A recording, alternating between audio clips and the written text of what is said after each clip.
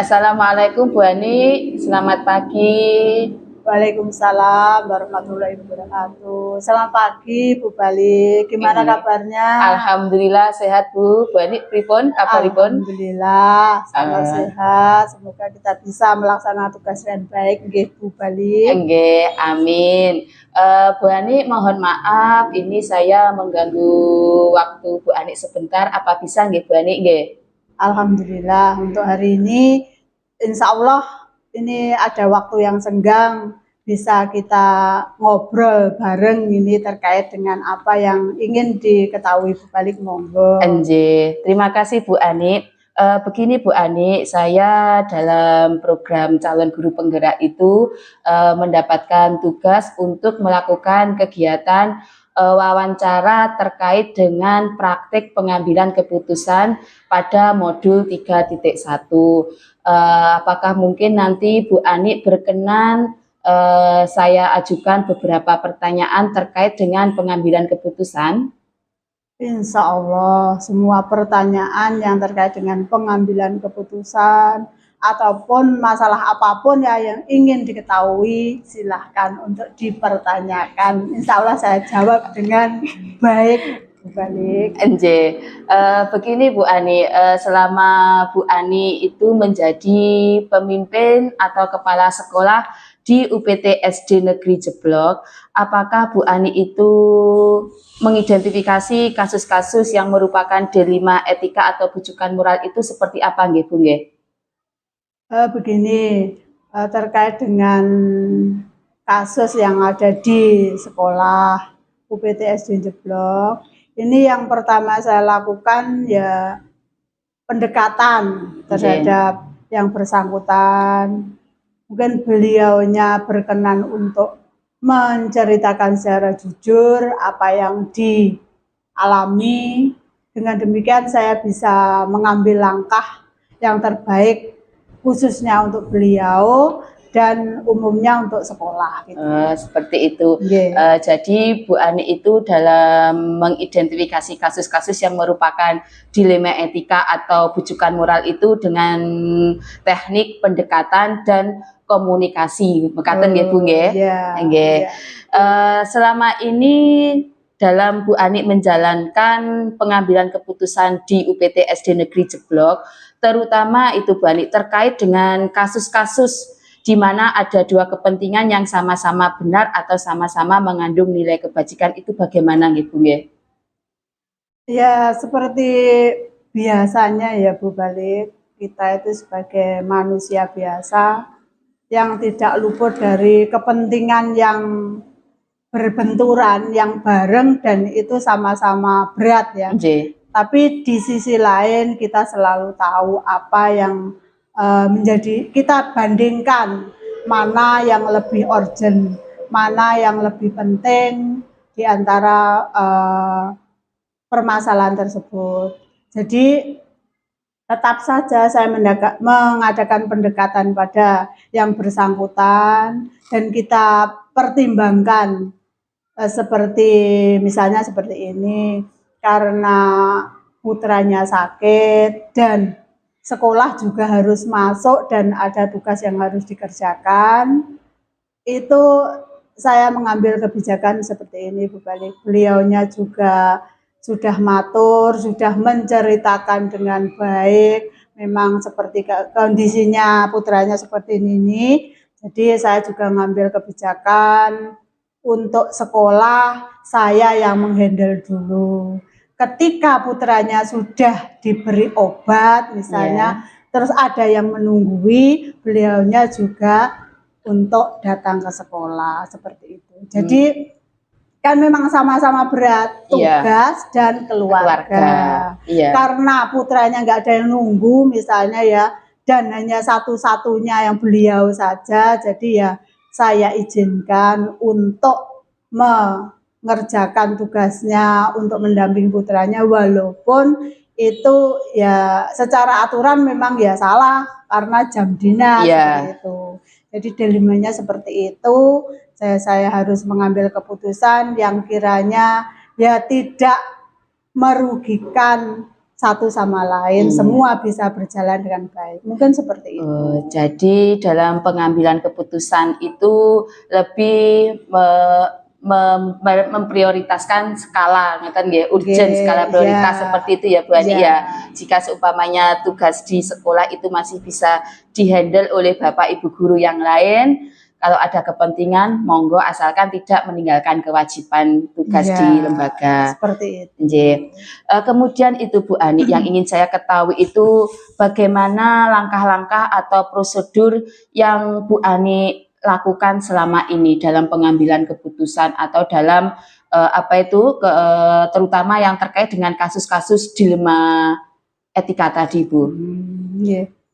Ya seperti yang saya jelaskan di awal, itu secara prosedurnya saya mendengarkan, pertama mendengarkan dulu, kemudian saya ikut merasakan ya, kemudian menganalisa permasalahannya tersebut, kira-kira pemecahannya bagaimana, kalau toh memang nanti perlu penanganan yang kiranya membutuhkan teman, ya saya sharing dengan teman yang lain untuk membantu seperti itu, dan pada akhirnya itu nanti juga saya kembalikan kepada yang bersangkutan, seandainya ini keputusannya seperti ini bagaimana, bisa menerima atau belum. Kemudian itu Bu Ani, hal apa saja yang selama ini Bu Ani anggap efektif dalam pengambilan keputusan pada kasus-kasus dilema etika Bu? Yang saya anggap efektif itu ketika beliau yang bermasalah itu saya adakan pendekatan dan beliaunya itu berkenan untuk jujur, itu sangat efektif sekali karena saya bisa mengambil keputusan dengan tepat sasaran gitu. Jadi yang Bu Ani anggap efektif itu komunikasi nggih Bu, komunikasi dan prinsip kejujuran, mungkin seperti itu. Nggih Bu Ani. Kemudian dalam kasus pengambilan pengambilan keputusan pada dilema etika itu Bu Ani, apakah ada hal-hal yang selama ini menjadikan tantangan bagi panjenengan? Tantangannya kadang gini ya Bu Balik, karena kita itu sama-sama, misalnya sama-sama sebagai seorang ibu ya, jadi kalau saya harus nuntut seperti ini, saya juga seorang ibu, terutama ini saat penanganan pada anak ya. Kalau seorang ibu itu mesti kaitannya dengan anaknya yang rewel mungkin, anaknya yang sakit, dan seperti itu. Ketika saya mau ya harus masuk Bu, seperti itu saya berat juga, tantangannya seperti itu. Jadi lebih ke perasaan gitu ya. Jadi kalau memang yang lain nggak ada tantangan, karena ya alhamdulillah kalau Bapak Ibu guru di sini itu semua bisa bekerja sama dengan baik. Jadi yang menjadi tantangan dalam pengambilan kasus dilema etika itu berupa perasaan atau rasa empati seperti itu ya Bu ya. Kemudian itu Bu Ani, apakah Bu Ani itu memiliki atau menyusun jadwal tertentu dalam menyelesaikan kasus dilema etika Ibu? Untuk menyusun itu saya kira tidak, karena apa? Ketika ada masalah itu saya inginnya itu segera menyelesaikan. Jadi untuk sementara ini ketika ada satu masalah akan segera saya selesaikan. Jadi tidak numpuk-numpuk antara ini harus saya selesaikan dulu, ini enggak. Ketika satu masalah selesai, nanti ya alhamdulillah, jadi tidak ada penumpukan masalah. Alhamdulillah sampai sekarang ini ya tidak ada masalah di UPTSD Negeri Jember. Jadi dalam menyelesaikan Bu kasus dilema etika itu istilahnya langsung diselesaikan seperti itu ya Bu ya. Kemudian dalam menyelesaikan kasus dilema etika itu apakah Bu Ani memiliki sebuah tempat atau tempat dalam menyelesaikan itu di mana itu Bu? Alhamdulillah karena itu terkait pribadi ya Bu Balik. Jadi saya itu menjaga perasaannya beliau yang sudah berkenan untuk jujur, berterus terang karena permasalahannya. Jadi saya menggunakan tempat khusus yaitu di ruang kepala sekolah. Itu mungkin saya mengaturi beliaunya untuk apa ya istilahnya apa ya curhat apa gimana ya untuk dicari solusi dari permasalahan tersebut sehingga bisa meringankan beban beliau paling tidak ringan dalam pemikiran seperti itu. Dalam apa itu Bu Ani dalam mengambil keputusan terkait dengan kasus dilema etika tadi, apakah ada seseorang atau faktor-faktor yang selama ini mempermudah atau membantu Bu Ani dalam mengambilan keputusan terutama yang terkait dengan kasus-kasus dilema etika itu, Bu? Oh iya, karena di sini saya orang baru ya Bu Balik. Jadi kalau terkait dengan suatu permasalahan yang kiranya saya itu tidak paham, untuk akar permasalahannya saya selalu sharing dengan Bapak Ibu guru yang senior yang sudah lama berada di sini seperti itu.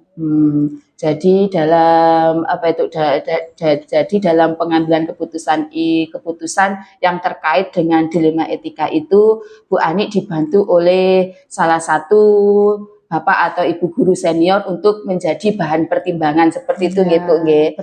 Nggih.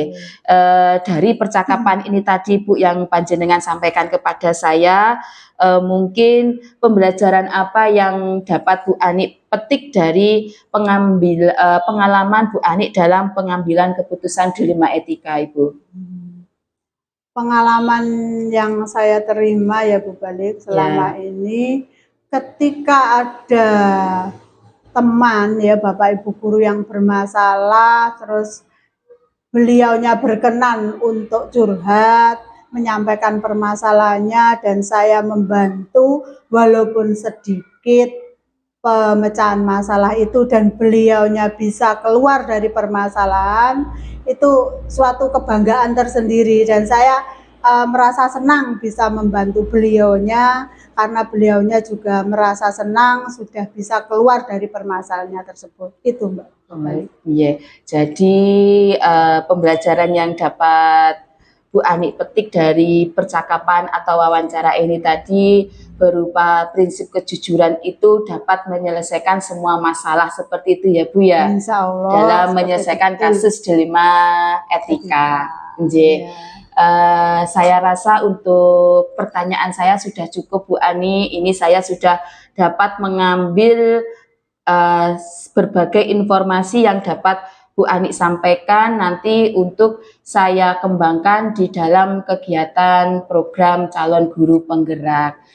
Saya ucapkan terima kasih Bu Ani untuk informasinya dan bincang-bincangnya. Semoga Bu Ani dalam menjalankan tugas diberi kesehatan. Amin. Sama-sama Bu Balik. Saya juga terima kasih bisa tukar pikiran ya, bisa sharing seperti ini. Semoga kegiatan panjenengan juga lancar dan manfaat barokah khususnya panjenengan dan UPT SD Negeri Jeblo.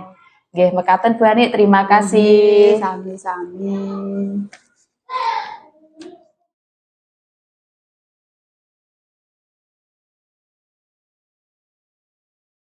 Assalamualaikum Bu Ita. Waalaikumsalam Bu Bali. Bagaimana kabarnya? Ini lama loh tidak ketemu. Iya Bu, alhamdulillah kabarnya sehat. Lama tak berjumpa nggih Bu Ita nggih.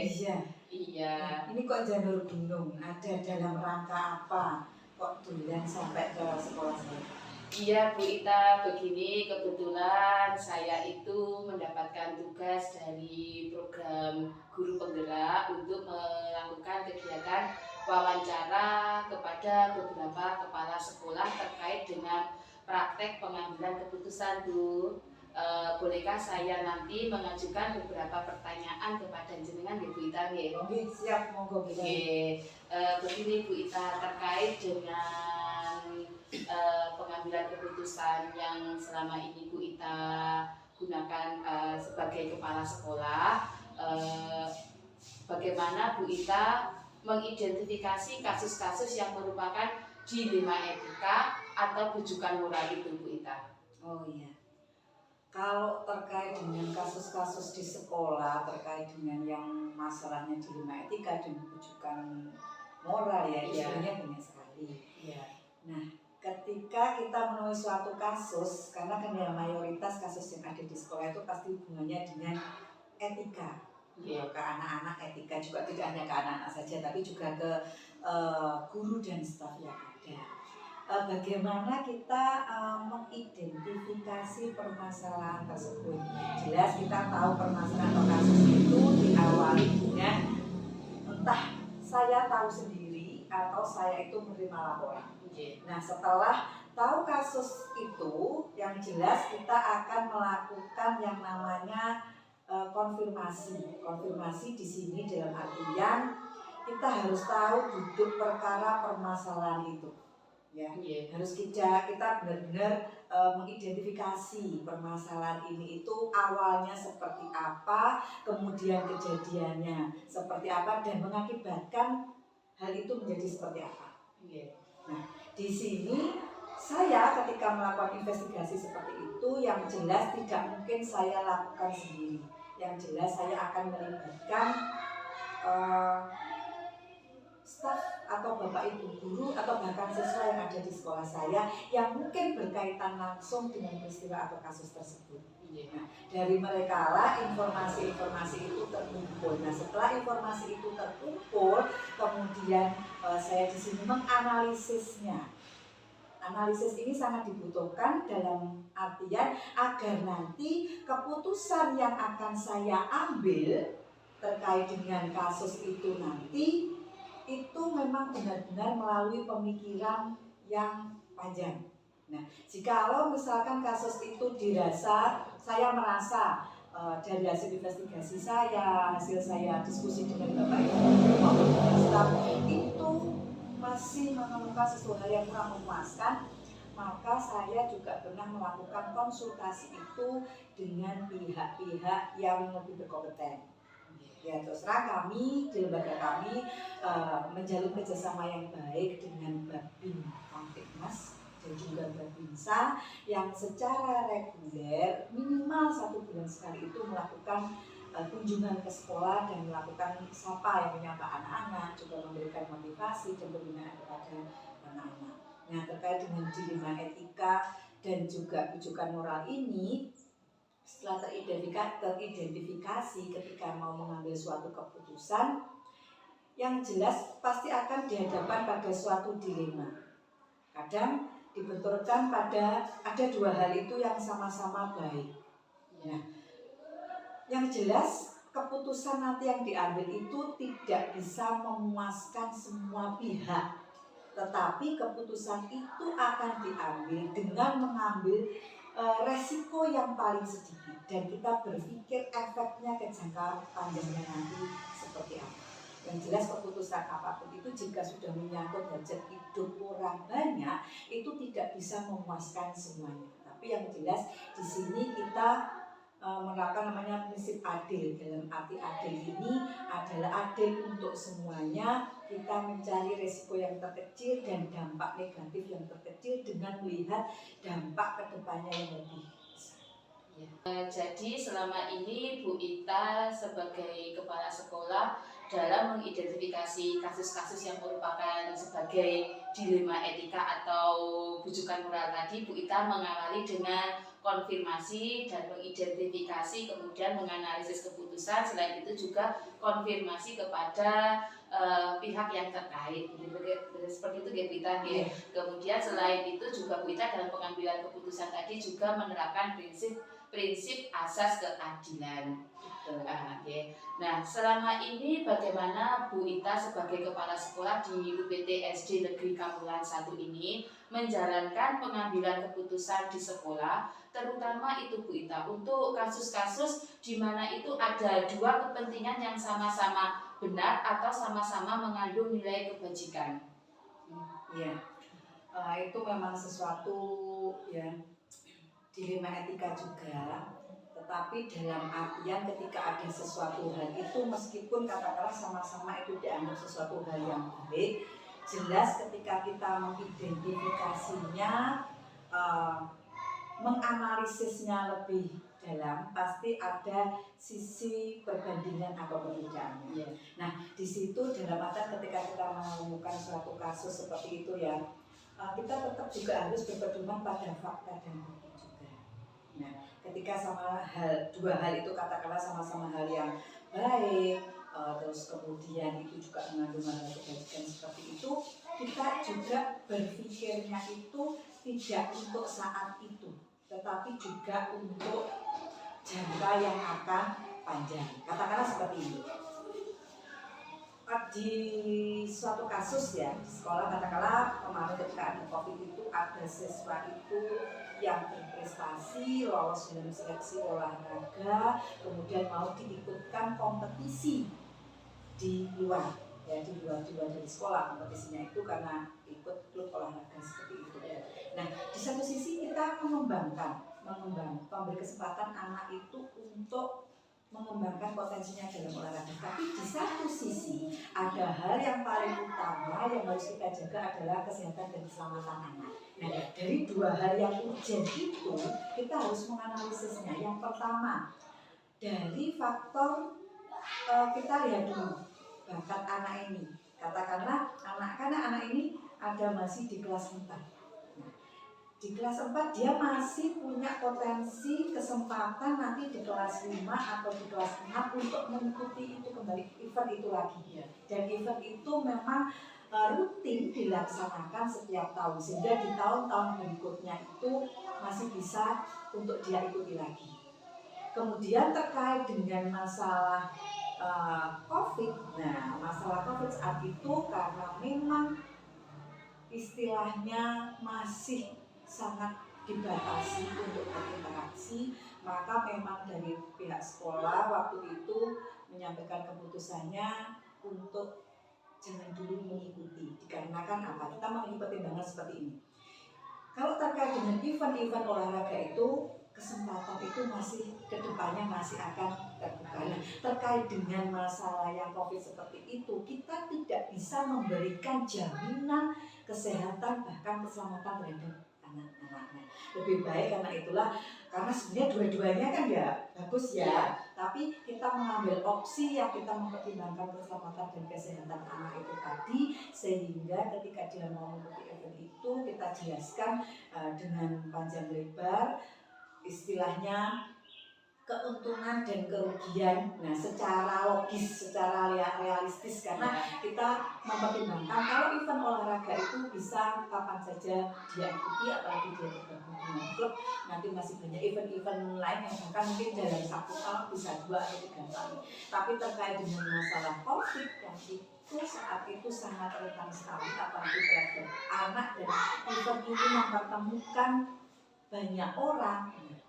Kekhawatiran kita di situ, karena kita tidak bisa memberikan jaminan apakah anak itu nanti tidak terkena virus, apakah anak itu akan sehat selalu, apakah anak itu akan selamat. Jadi dilemanya di sini ya itu tadi, tapi kita tetap mempertimbangkan harus melihat mana yang lebih urgent untuk dia.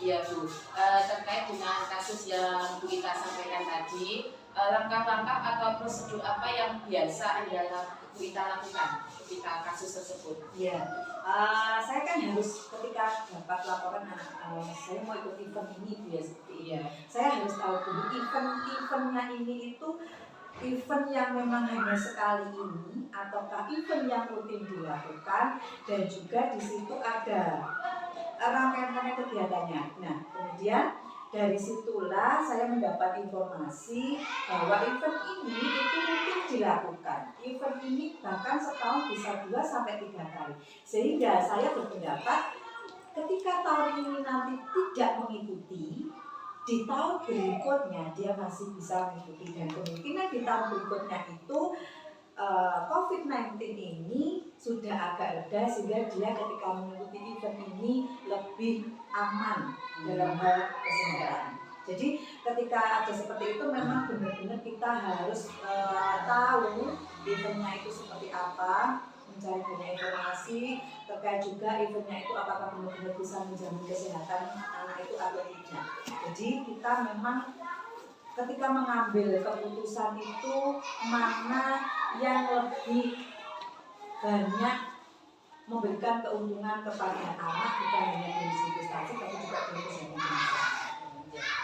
ya, kemudian itu Bu Ita terkait dengan tadi langkah-langkah atau prosedur yang sudah Bu Ita ambil, yaitu dengan pengambilan keputusan itu untuk jangka panjang ya Bu Ita ya, apa itu dengan memperhatikan kesehatan peserta didik dan event yang bisa diikuti oleh dari peserta didik. Kemudian hal-hal apa saja yang selama ini Bu Ita anggap efektif dalam pengambilan keputusan pada kasus-kasus dilema etika yang pernah Bu Ita temui sebagai pemimpin di UPT SD Negeri Kamulan 1 ini Bu?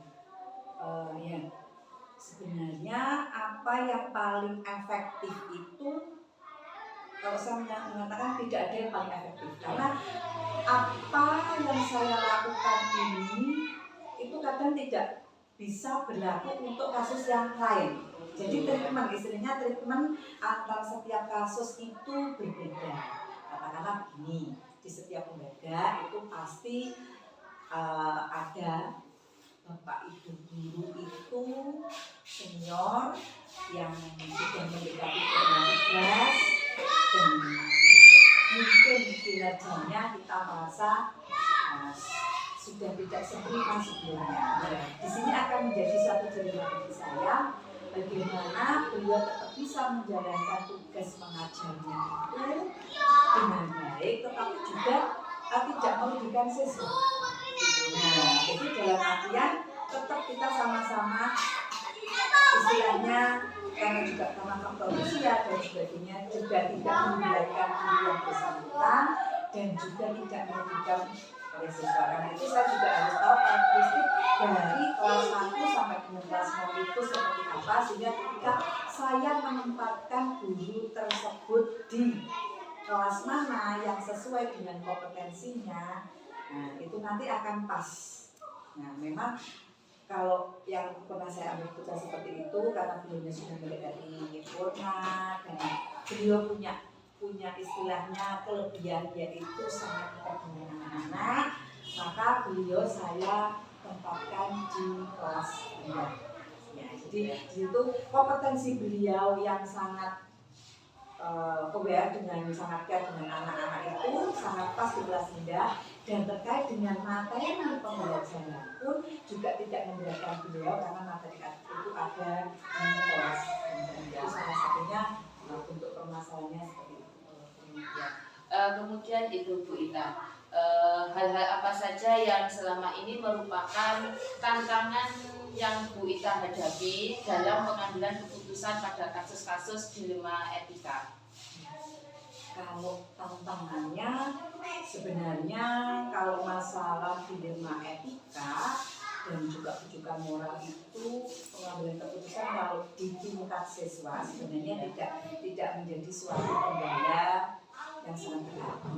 Tapi terkait dengan dilema etika dan juga rujukan moral itu, kalau ke siswa itu lebih ke guru ya, karena ini utama begini, ketika mau kenaikan kelas, pasti seperti Bu Barik menemukan berbagai peristiwa-peristiwa yang kadang itu kalau kita ikuti sesuai prosedur itu merugikan, tapi kalau tidak ikuti sesuai prosedur ya nanti ada beberapa hal yang berbeda. Katakanlah seperti ini, ada siswa itu yang mungkin secara akademik kurang, tetapi secara karakter, secara sosial itu bagus. Sebenarnya kalau kita secara prosedural terhadap kriteria tentang kenaikan kelas dan sebagainya secara akademiknya itu tidak nutup istilahnya, katakanlah di bawah KKM, tapi kita kan dihadapkan pada suatu dilema. Anak ini punya kompetensi yang lainnya yang unggul. Nah, disinilah yang kadang itu menjadi dilema bagi Bapak Ibu guru. Nah, karena itulah sebelum kenaikan kelas kita pasti ada yang namanya rapat dewan guru untuk menentukan kenaikan kelas. Disitulah hal-hal seperti itu menjadi pertimbangan kita, ya. Bagaimana kita bisa membijaksanai istilahnya, dalam arti juga tidak merugikan siswa, juga tidak merugikan sekolah. Karena untuk menentukan kenaikan kelas harus kita sadari tidak hanya faktor akademik, karena faktor-faktor yang lainnya itu seperti karakter, tapi itu sangat penting. Karena saya menyampaikan kepada bapak ibu guru saya, jangan menjadikan hal akademik itu sebagai faktor utama untuk mengetahui kemampuan siswa. Katakanlah saat ini, kalau mau memandaikan anak, memintakan anak, kita kalah dengan Google. Tetapi di Google belum ada yang mengajarkan karakter dan budi pekerti. Maka karakter dan budi pekerti itu juga sangat menjadi pertimbangan ketika kita mau mengambil keputusan. Kalau terkait dengan masalah kasus yang mungkin terkait dengan bapak ibu itu ya tadi yang seperti yang saya sampaikan, bagaimana saya mendata meneliti dulu ke wali kelas, menjadi wali kelas itu sesuai dengan tingkat kemampuan mereka masing-masing. Ya Bu. Kemudian apakah Bu Ita itu mempunyai apa itu jadwal tertentu ya Bu ya dalam menyelesaikan kasus di rumah etika? Kalau jadwal, kalau kasus seperti saya, kalau jadwal kasus itu kan tidak rutin terjadi, sehingga kalau dijadwalkan itu sebenarnya dijadwalkan itu dalam arti ketika kita sudah ada kasus yang jelas kita akan kasus itu ada 1, 2 ya, kita akan membuat yang namanya skala prioritas. Nah, mana yang kita prioritaskan, dan dari skala prioritas itu yang jelas kita punya rencana tindakan yang akan kita lakukan. Nah, rencana tindakan itu ketika mau direalisasikan jelas akan melalui namanya perencanaan dan penjadwalan. Di sini penjadwalannya itu saya membuatnya fleksibel. Kita sendiri jawaban tanggal sekiannya. Saya harus punya target ketika mana permasalahan itu menjadi skala prioritas itu ini harus selesai dalam minggu ini. Karena kemudian masih akan permasalahan-permasalahan yang lainnya. Jadi kalau jadwalnya itu seperti jadwal yang pakem itu tidak, karena disesuaikan. Karena ketika nanti saya membuat jadwal itu pun kalau terlalu jadwalnya itu tidak fleksibel, kan itu tidak malah akan menghambat saya, karena saya juga punya kegiatan lainnya yang harus saya lakukan. Terkait dengan tadi Bu Ita, apa itu jadwal tertentu dalam sebuah penyelesaian kasus di rumah etika tadi, Bu Ita bersifat fleksibel sesuai dengan urgen atau keadaan mana masalah yang harus diselesaikan. Tetapi Bu Ita juga mempunyai rencana tindakan perencanaan. Nah, terkait penyelesaian kasus di rumah etika Bu Ita, apakah Bu Ita itu langsung menyelesaikan di tempat ataukah mempunyai prosedur lain dalam menyelesaikan kasus di rumah etika tersebut? Ya. Kita juga harus melihat kasusnya itu seperti apa. Ya kan macam-macam kasusnya. Ya, memang kasus itu jika dirasa memang kasus yang ringan, bisa serta-merta diselesaikan saat itu juga. Kalau mungkin saya di sekolah menemukan anak yang bertengkar anak yang bertengkar seperti itu, kita damaikan, kita tanya permasalahannya apa, kemudian tidak perlu waktu yang lama, itu kan bisa segera diselesaikan. Mungkin ada juga kasus-kasus itu yang perlu yang namanya investigasi yang lebih mendalam, yaitu dengan tadi saya menyampaikan saya harus mengklarifikasi dulu, mendengarkan dari kedua belah pihak, juga mendengarkan info dari saksi, kemudian dari apa hasil investigasi itu kemudian saya diskusikan bersama dengan bapak ibu. Nah, sehingga nanti keputusan apa yang saya ambil itu bukan hanya dari saya, tetapi juga masukan dari bapak ibu guru, dan mungkin jika saya membutuhkan pertimbangan dari pihak yang lebih kompeten itu menjadi masukan dari saya, sehingga keputusan nanti yang saya ambil itu benar-benar bukan keputusan yang terburu-buru, jadi nanti benar-benar keputusan yang adil, dan nanti adil di sini tidak harus memuaskan semua pihak, tetapi adil di sini dalam artian permasalahan itu bisa terselesaikan dengan memberikan efek positif yang lebih kepada sekolah. Nah, terkait dengan permasalahan mungkin ada di rumah etika ataupun juga moral yang terjadi kepada anak-anak, saya memang menunjuk salah satu guru itu yang dianggap senior dan memiliki kompetensi yang lebih dalam hal bimbingan konseling. Kalau kita biasanya kan memang tidak punya bimbingan. Iya. Itu ada memang salah satu yang saya beri tanggung jawab untuk membantu. Jikalau di kelas-kelas itu ada permasalahan, bukan berarti ketika ada permasalahan guru kelasnya langsung udah diserahkan tidak. Ya, kadang kan permasalahan itu tidak bisa selesai di kelas. Ya, ketika tidak bisa selesai di kelas itu, maka saya meminta ya dari guru yang bersangkutan itu nanti untuk membantu.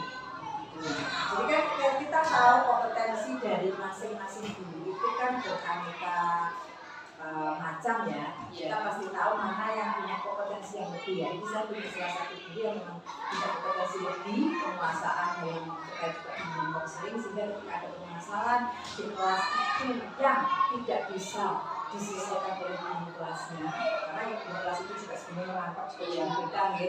Nah, tapi jika memang tidak bisa diselesaikan di kelas, guru yang saya tunjuk tadi ikut membantu.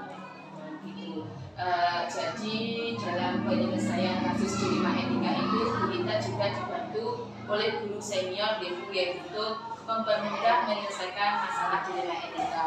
Mungkin adakah seseorang yang lain ya biasa lain, guru senior atau faktor-faktor apa yang selama ini mempermudah atau membantu Bu Ita itu dalam pengambilan keputusan dalam kasus-kasus dilema etika?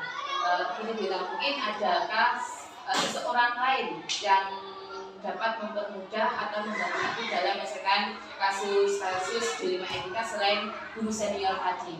Ya.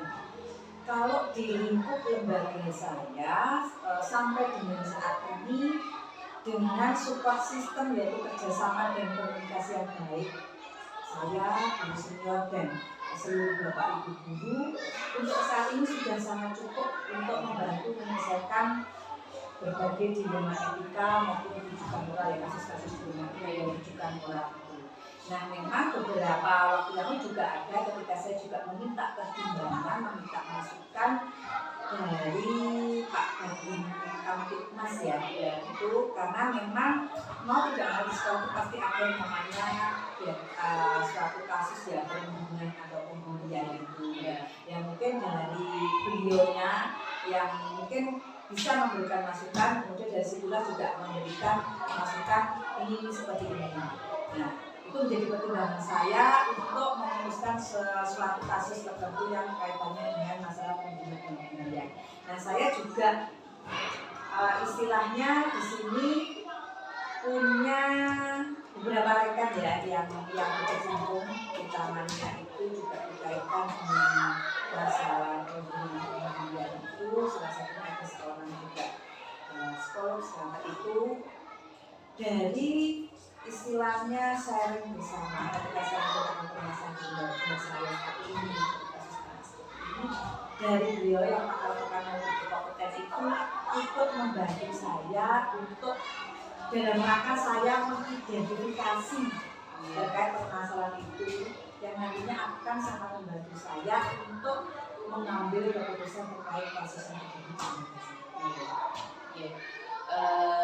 Dari semua hal yang telah Ibu Ita sampaikan tadi, menurut Bu Ita pembelajaran apa yang dapat Bu Ita petik dari pengalaman Bu Ita selama menjadi kepala sekolah di SD Pamulan 1 ini dalam mengambil keputusan dilema etika ini? Ya.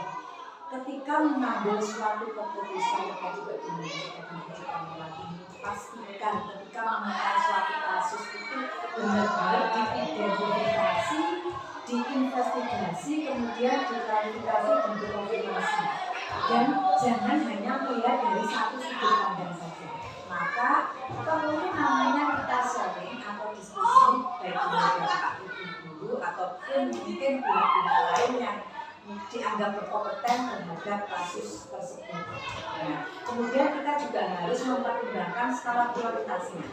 Kemudian efek atau dampak positif dan negatif terhadap kasus yang sedang kita hadapi itu tadi. Nah, ketika ada suatu kasus, pasti akan ada muncul tidak hanya satu dua opsi dan ada penyelesaian, pasti ada beberapa opsinya. Mana opsi yang benar-benar akan kita dealkan menjadi keputusan yang terakhir itu nanti juga harus mari kita pertimbangkan bersama, dimusyawarahkan bersama dengan tetap berpegang pada skala prioritas dan melihat efek jangka panjang yang terbaik bagi kita. Iya Bu Ita, dari perbincangan kita tadi banyak sekali saya menggali informasi-informasi yang Bu Ita sampaikan terkait bagaimana pengambilan keputusan yang berdilema etika di Bu Ita nih. Dari informasi Bu Ita nanti mungkin dapat saya serap dan saya dapat terapkan di lembaga saya Bu Ita. Oke. Mungkin cukup sekian Bu Ita kegiatan wawancara saya. Atas bantuan Bu Ita saya ucapkan terima kasih. Sama-sama dari semoga hasil bisa kita minati juga bisa istilahnya menjadi tambahan referensi bersama ya, agar kita dalam mengambil suatu keputusan itu tidak bisa kemudian hari dengan istilahnya kita benar-benar mempersiapkan menjadi informasi yang berguna bagi kemudian. Terima kasih Bu Ita. Sama-sama. Amin. Sukses juga buat kita. Assalamualaikum Bu. Waalaikumsalam.